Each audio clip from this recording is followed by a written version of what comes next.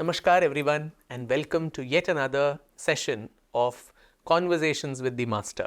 It's my proud privilege and a great pleasure to always be in conversation with my spiritual master, Pujya Sri Sakshi Sri. It is so nice that he takes time off his extremely busy schedule to share nuggets of wisdom with all of us, and I'm sure these conversations enhance all our knowledge on various aspects of life immensely. Today, we will be talking about something which perhaps affects everyone in an equal manner, be they more so, the young people. We're talking of Young Minds movement also, something that affects a lot of youngsters. But this is a topic which probably cuts across age, time spans, geographies, conditions of life, and I'm talking about something so intrinsic and important in our lives, which is relationships. And there too, we are talking more of relationships of the heart, relationships of love. Of course, relationships are with everybody, our parents, our friends, our children, our neighbors, our other relatives, and all of that. But here today in this conversation, we'll talk largely about what can be termed as romantic relationships and how they affect our lives, and what is the answer of spirituality to the problems that one may face on this count. So without much ado, I heartily welcome Pujya Sakshi Sri to this conversation, and thank you as always, Guruji, for sparing your time for us. Namaskar. So, Guruji, my first question would be, there's that saying in Hindi that शादी का लड्डू जो खाए वो भी पछताए, जो ना खाए वो भी पछताए. So, so are relationships that kind of a necessary evil which one suffers, but if you don't suffer, then there is a feeling of void and unfulfillment. Very true. Relationships are very significant dimension of life, and it is because of relationships that humanity has been able to survive and to grow and to evolve to such higher dimensions. But now the fundamental question is, as you said, in relationships largely people suffer. That has been the experience of life on this planet. People are suffering just because of relationships, and people are suffering just because they don't have relationships.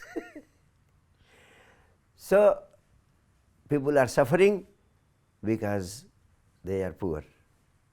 People are suffering because they have become very rich and richness has become a big problem for them because they want to grow richer and richer. So, wherever you are in problem. Wheresoever you are in trouble.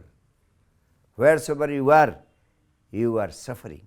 So, even in relationships, wherever people are in relationships, either with husband and wife, or lover and beloved, or brother and sister, or father and son, everybody is suffering. If you have children, you are suffering. If you don't have children, you are suffering because you don't have children. So, what is the fundamental cause of all this suffering? Simply because you do not know the right way as to how to relate.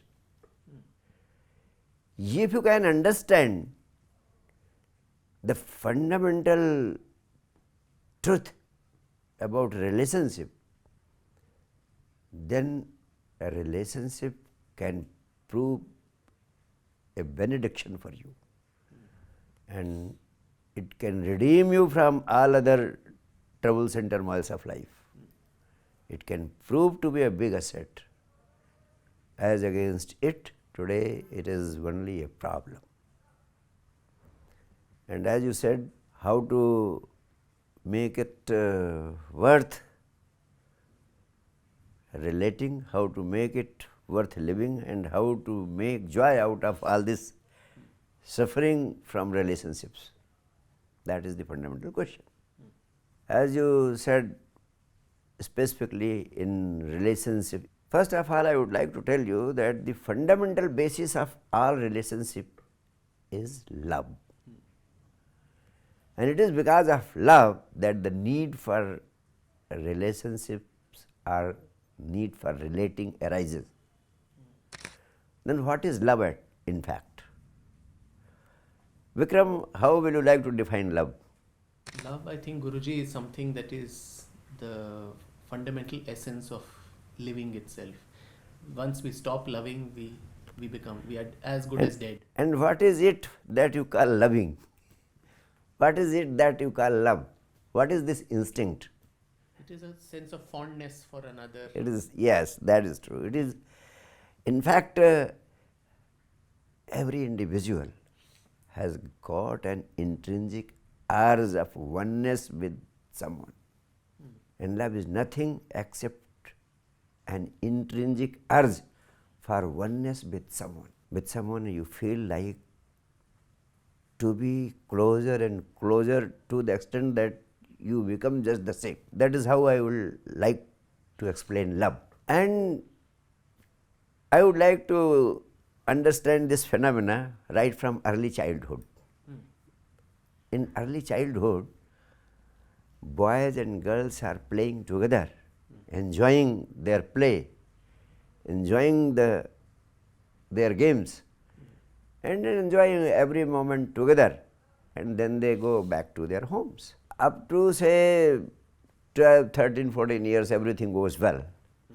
But after 13, 14 years, boy becomes very significant for a girl, and the girl becomes many times more significant for a boy. Why is it so? Just because there is some change in the inner chemistry of the boy and the girl. Out of that change in inner chemistry, out of that hormonal transformation, hormonal change, there is an intrinsic rush of the boy towards the girl and the girl rushing towards the boy. So this is nothing except the hormonal change which was missing 14 years back. And now it has come up. It is making all the change. Now the boy is running after the girl, girls are running after the boys are running after the girls. It is just because of that chemical hormonal change which has occurred, and boys and girls term it as if they are in deep love, they are in intense love.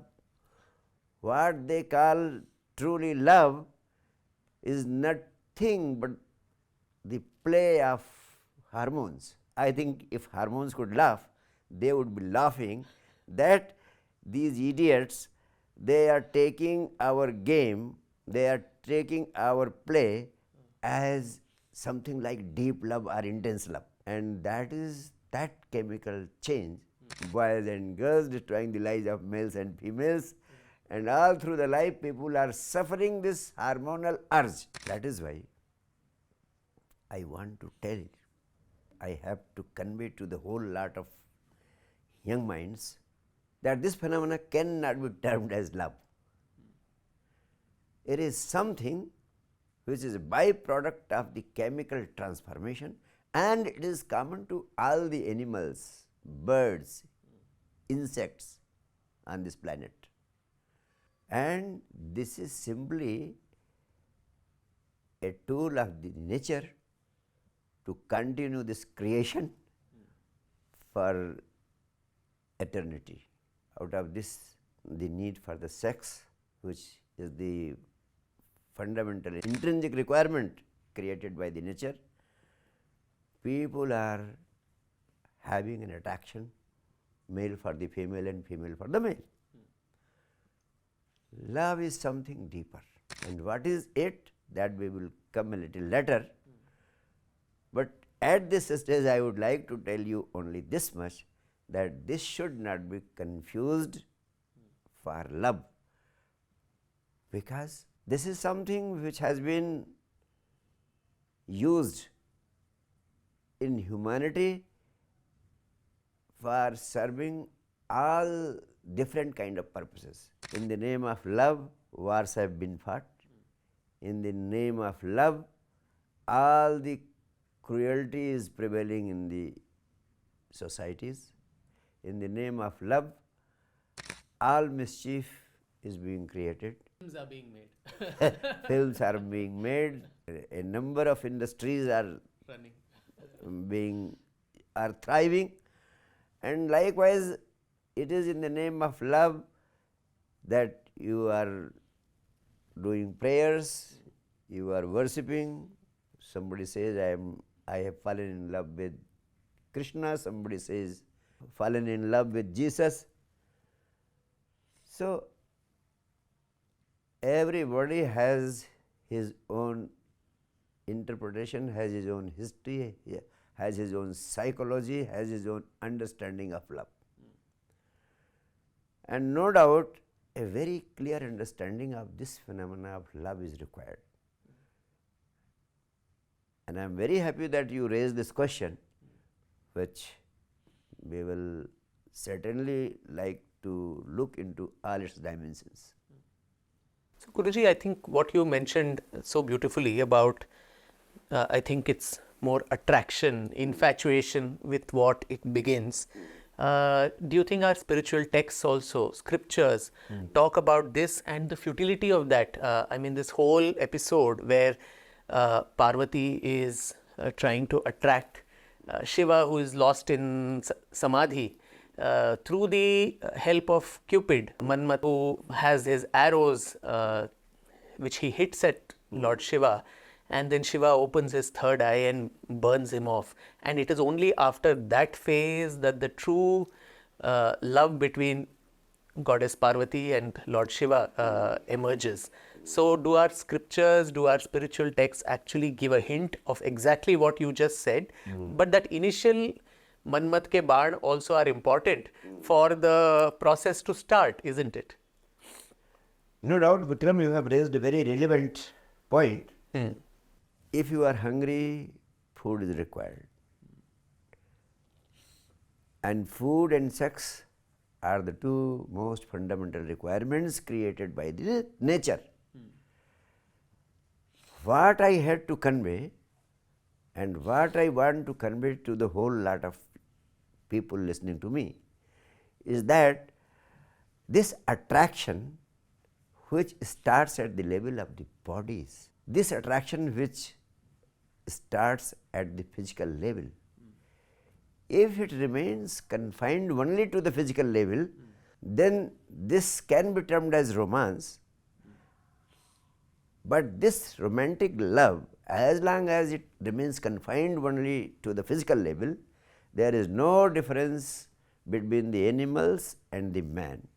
But as you mentioned, something that existed between Shiv and Parvati, there is something beyond that. When this attraction and this love for oneness with the other goes beyond this physicality, then it goes at the levels of the mind.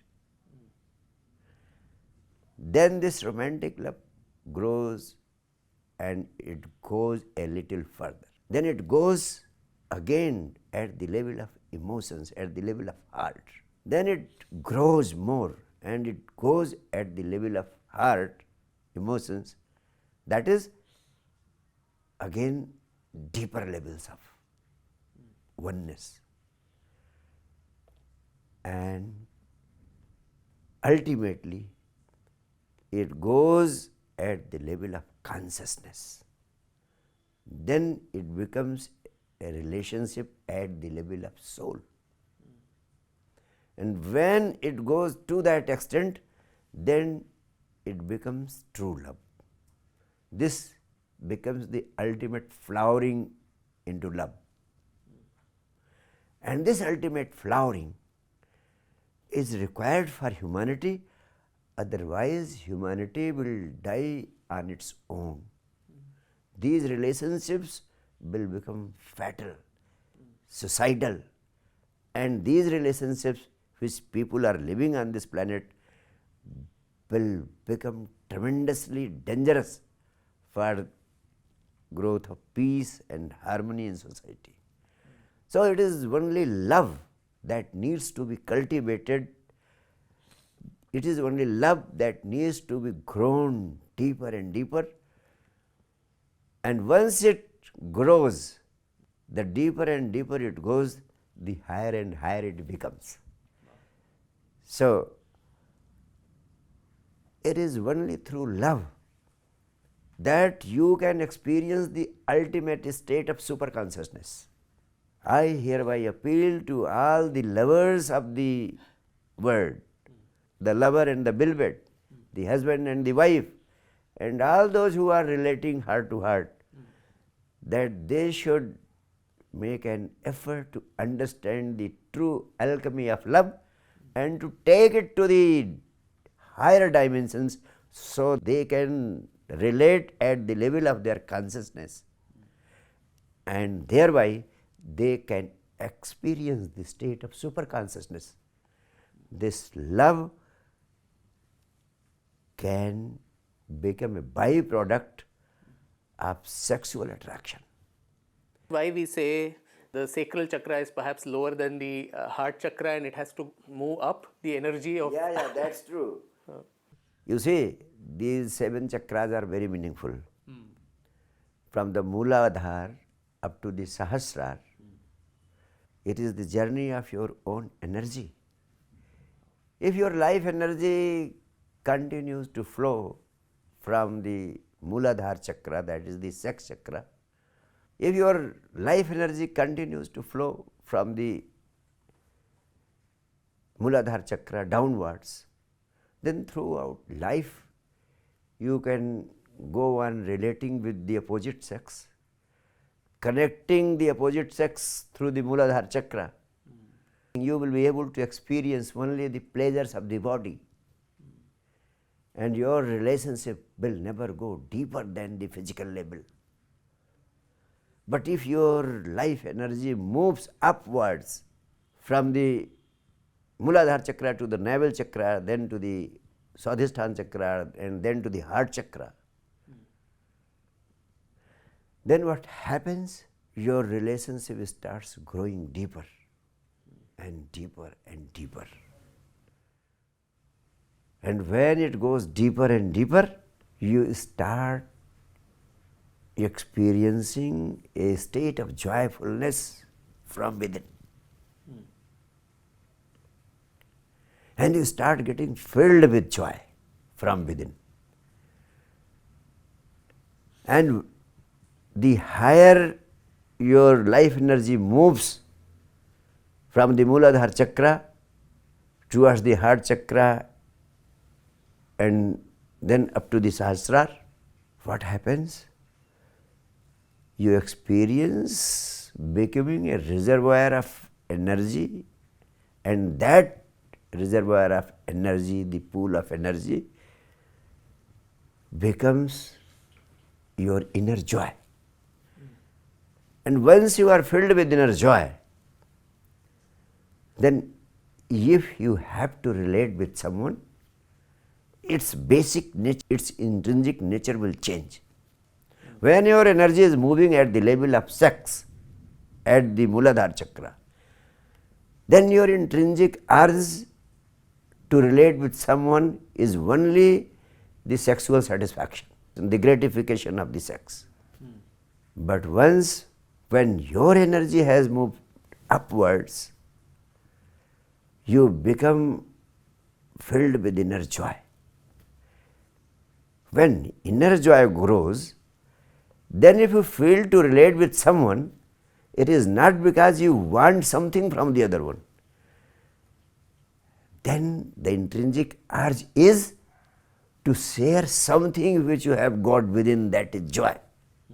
And once you are moved towards the other person with an intrinsic urge to share the joy which is overflowing inside you, then that a relationship of suffering.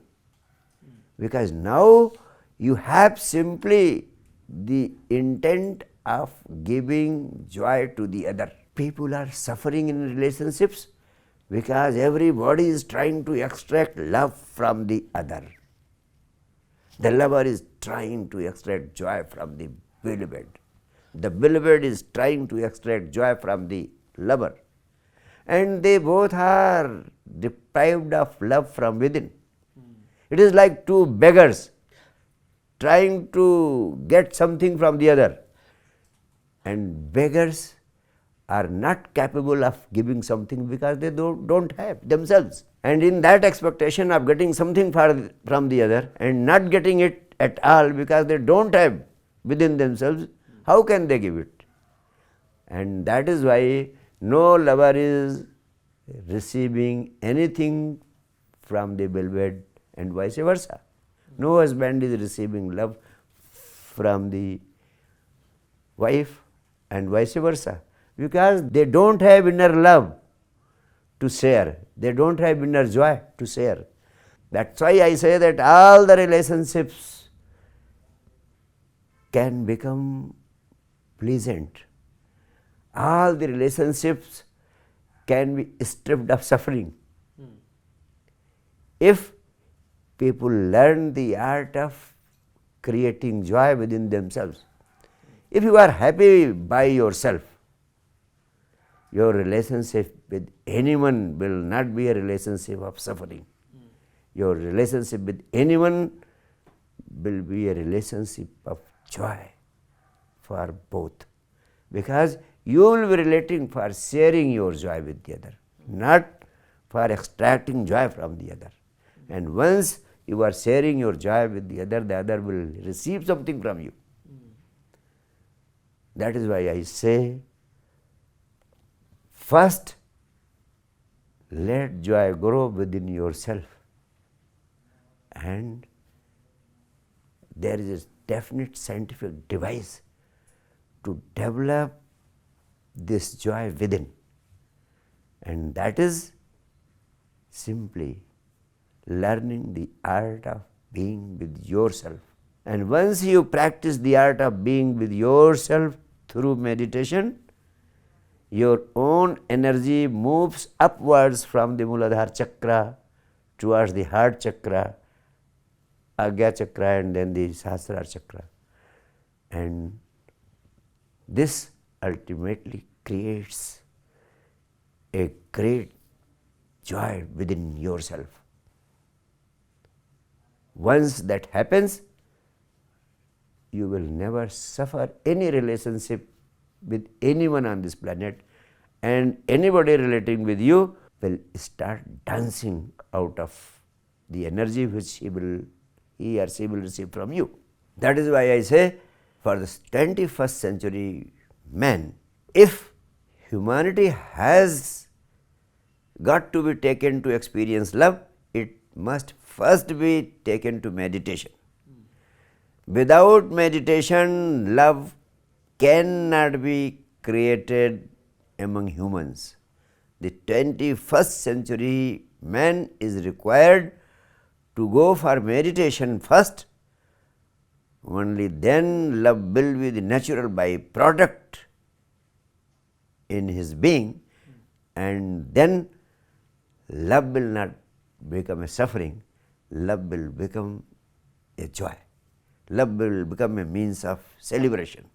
Love will become a means of experiencing the ultimate stage of consciousness, super consciousness, and even enlightenment. That is the spiritual dimension of love.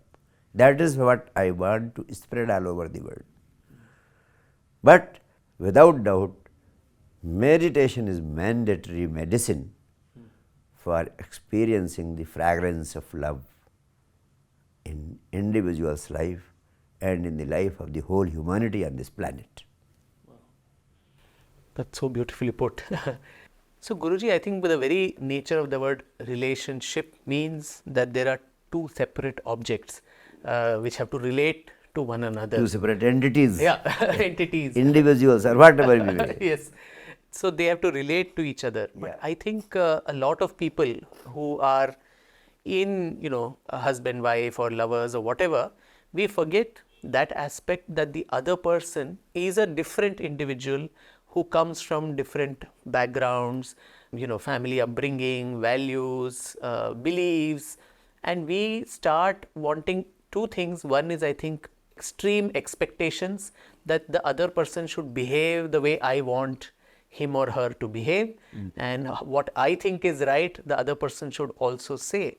And inherent to that is also, I think, this defect of wanting to possess. So, in love, or in relationships, is that one of the other reasons for suffering, where our expectations and also not giving space to the other individual and understanding that that is a separate person and we need to come together only on the other things. We are independent to have our own views on whatever. Quite good. You see, this feeling of possessiveness that overpowers every lover or beloved, it is very common to all the lovers and to all the beloveds. And you see what is the fundamental reason behind it. Just because the lover wants that the other person is my property. He or she has no right to interact with anyone. But at the same time, that man who wants to possess his beloved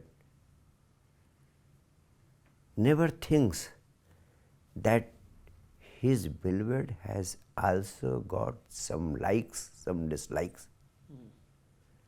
He never bothers that the beloved will be so unhappy if she is being taken as a commodity to be possessed.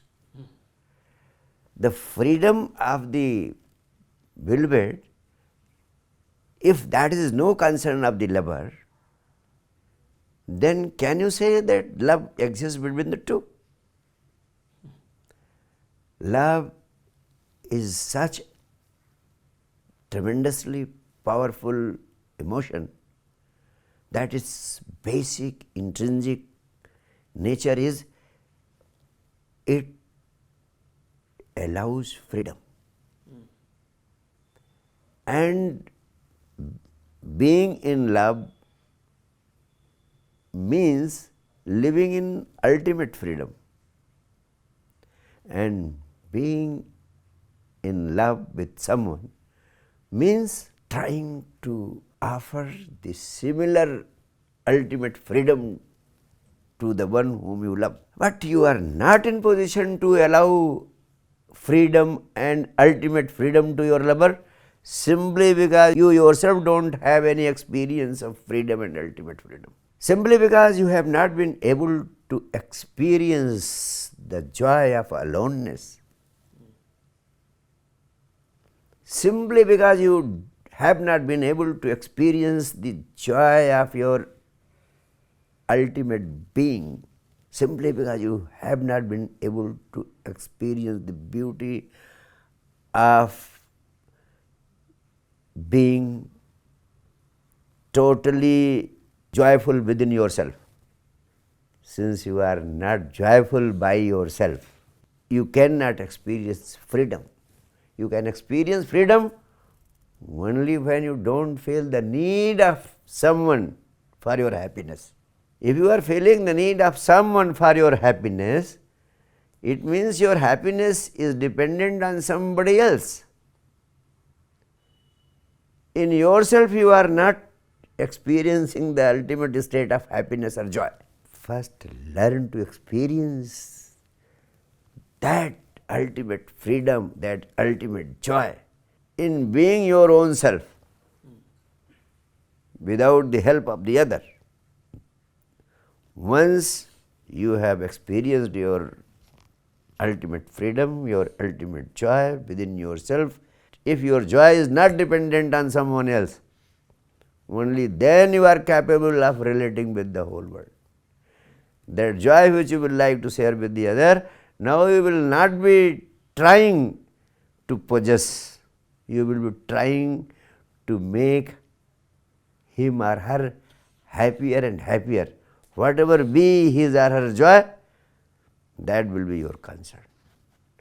You will start permitting him, allowing him more and more freedom, and the natural byproduct would be he or she will be fulfilled within himself with thee.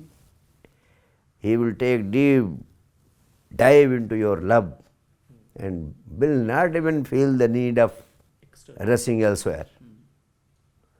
So this is a very unique phenomena. It can be understood only by experience. But what I am telling you is my own experience. And by the authenticity of my own experience, I can say this is something worth practicing and cultivating by every individual on this planet. Practice it and see the magic. I think the problem with most humans is the more we like something, we hold on to it more tightly.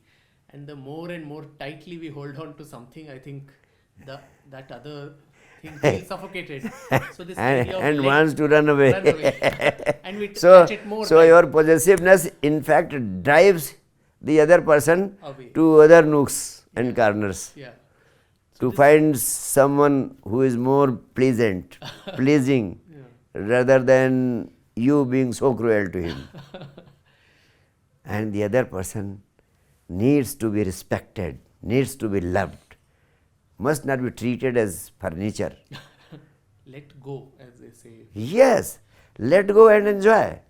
But common fear is let go means losing.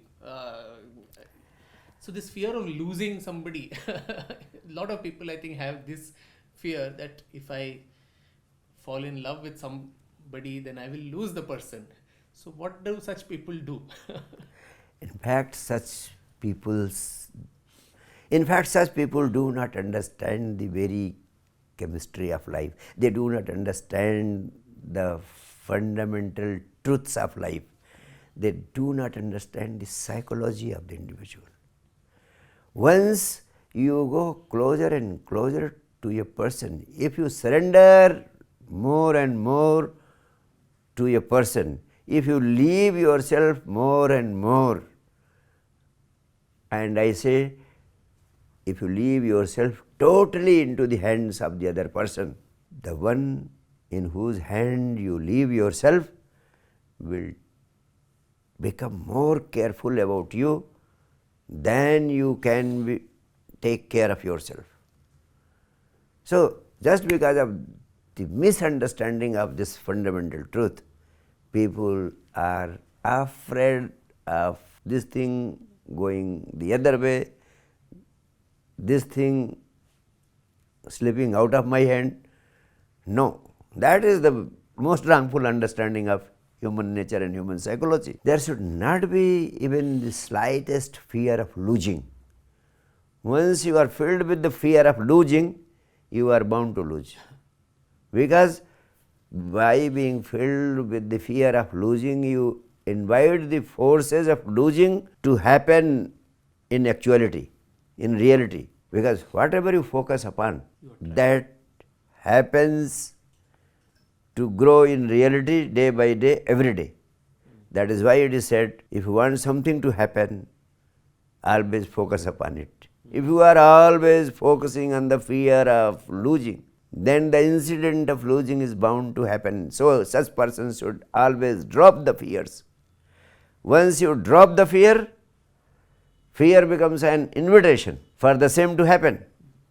So if you drop the fear, you will find that everything will start happening the way you want it. So it is a clear-cut instruction, a clear-cut guidance for those who do not understand the psychology of man, who do not understand the intrinsic nature of human relationship, and they are always filled with the fear of losing the other.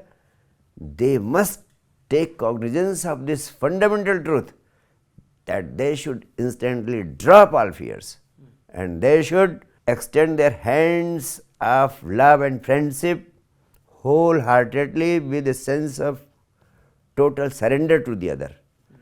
And in spirituality it is said, the more you surrender, the more strength you gain. The more you surrender, more powerful you become. And once you surrender yourself totally, you become absolutely powerful, and you receive the whole strength of the universe. That is why Samarpan or total surrender has been praised as the most powerful spiritual device through which even godliness can be achieved, through which even God can be realized. If God can be realized through total surrender, then the lover or the beloved or smaller entities, they can always be realized 100% at your heart, at your feet. But to all our literature, like you spoke about popular media and how it exploits these emotions for running different industries. But even in the past, I mean, all our Mahakavis and everyone, whether it was, right from Rishi Bharat who wrote the Natya Shastra to perhaps Kalidas or Jayadeva and others, in the Gita Govinda you have the Ashtanayikas, Khandita Nayika, this feeling of jealousy, and poems have been written, our classical music, thumris and dances are performed, whether it is Bharatnatyam or Kathak, that Sakhi, my lover is going away with the other woman and she's feeling betrayed, she's feeling sad. So why is it that something so important which you mentioned of, if at all there is a concept of unconditional love and surrender, why did our poets and all these people not use that and romanticize the feelings of jealousy? Yeah, I understand, Bikram, you are right, but I have to tell you one very important thing. As a historian, you must have always found that what is great literature, and whosoever have been the great poets or great artists, they have to express the reality that is prevailing in humanity. All great literature has always been realistic, and they have simply explained the reality, projected the reality through their plays, through their stories, through their dramas. And as it is happening to the whole humanity, they are deprived of the true experiences of love. They are simply confined to the levels of love, either at the physical level or at the mental level or at the emotional level at most, not higher than that. So if the literature describes what is happening in society, what is happening with the people, what is happening with mankind. Mankind as such are the commoners. And as their life is happening on this planet, this jealousy, this romantic love, this physical hunger for sex, and this love being at the mental and emotional level, that is all the whole experience of humanity. So the great poets have to capture it and have to project it through their plays. If you have to go deeper to understand these instincts at the level of soul and the superconsciousness, then you will have to go into the literature which has been created by Lord Shiva, the literature which has been created by Krishna in the Bhagavad Gita. You will have to go into the Upanishads. They have tried to explain and absorb love. The love which Lord Shiva teaches Parvati, that love is divine. That love goes deeper at the level of consciousness, at the level of your being. And that love gives you the real joy of life.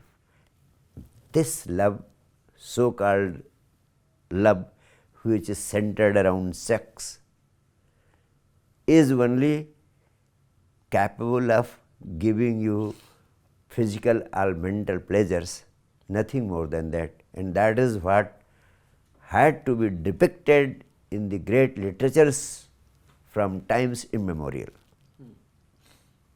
Hope you understand my point. Yes. So, but when one goes to, I think a question which our listeners also may have is that if one goes to that high level of love, can one actually then go down to the physical plane also? Because that also is is an important. Oh, Vikram, I would like to tell you, in that experience of ultimate love, physicality is not separated or deprived. That is experiencing love in all its dimensions. Starting from the physical, moving up to the mental, emotional and consciousness levels, you experience love in totality. The physical experience is also there, and the soul experience is also there. So I want love to be all embracing, comprehensive, true love. And this love which we people on the planet experience commonly, that is a fragrant, that is simply a small part of the wholeness of love,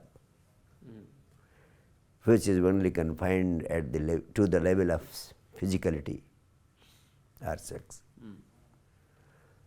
So there are two things. One thing is the love which is in general experience of the people, and the other is the love which I have explained, the ultimate love, the divine love, the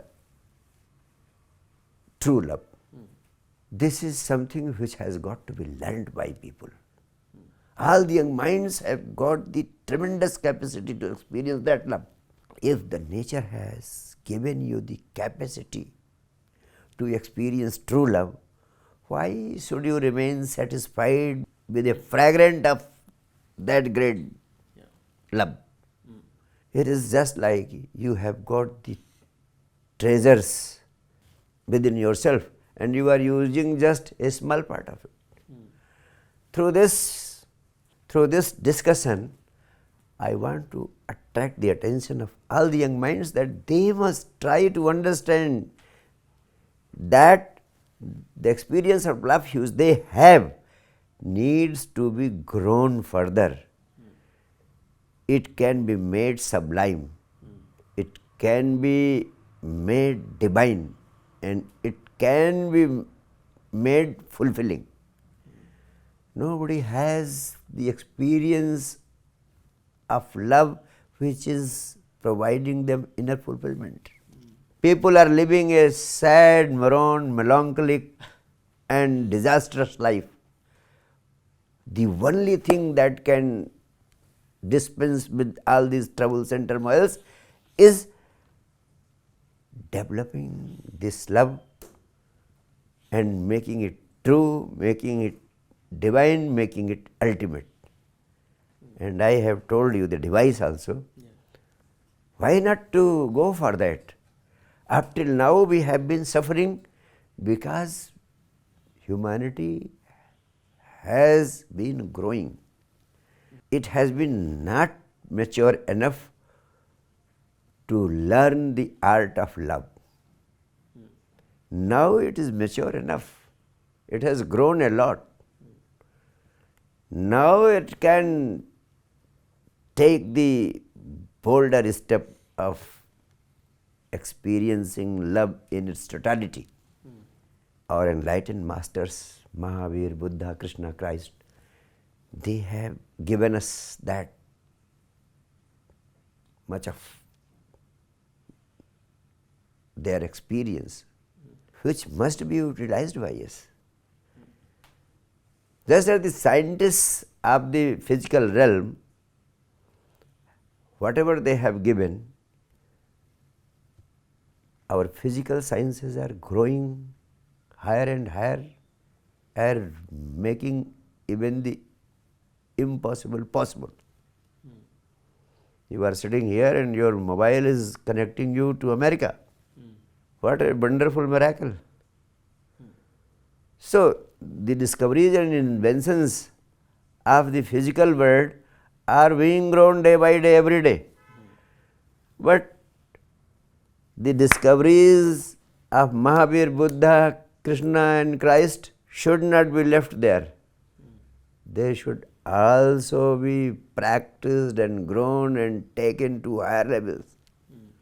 Now humanity has become mature enough to do that. Now in every house Mahavir, Buddha, Krishna and Christ can be created.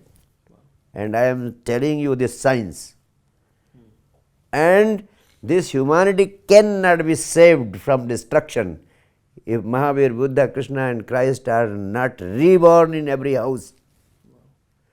And that is why I am making this all-out endeavor through Science Divine Movement and through this Young Mind Movement, so that the truth of Mahavir, Buddha, Krishna and Christ can be taken to the heads and hearts of larger and larger sections of humanity, so that they can embrace it.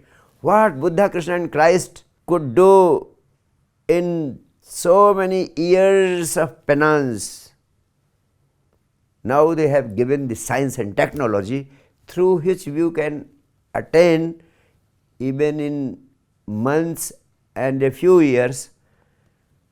Why not to go for that? Just as Thomas Edison took 20 years to invent electric bulb. Now you switch on light just within seconds. Now the science of enlightenment and the science of experiencing ultimate love, true love, has been developed. But people are not aware of the science and technology through which it can be experienced.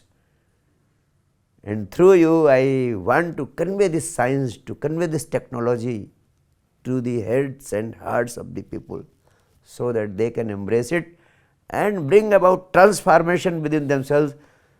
If any person leaves this world and dies without experiencing true love, he is not a young mind, he is a dead mind, he is an old mind. An unfortunate one. And the most unfortunate one. So every discussion with Sakshi Shri, whether it is on a very mundane topic, he has the amazing capacity to elevate that discussion to something that is deeply spiritual and also something that would make a lot of meaning to many people. So I'm sure all of you who were listening to this discussion also felt similarly elevated, and Guruji has also shared some of the tools and techniques to actually take this mundane physical nature of this emotion to something so sublime that can change our lives and also mitigate all the sufferings that we unfortunately undergo knowingly and unknowingly by falling into the trap, into the maya of existence. So once again, Guruji, thank you so much for enlightening me and through me all the listeners. Thank you so much, Vikram. I really loved talking to you.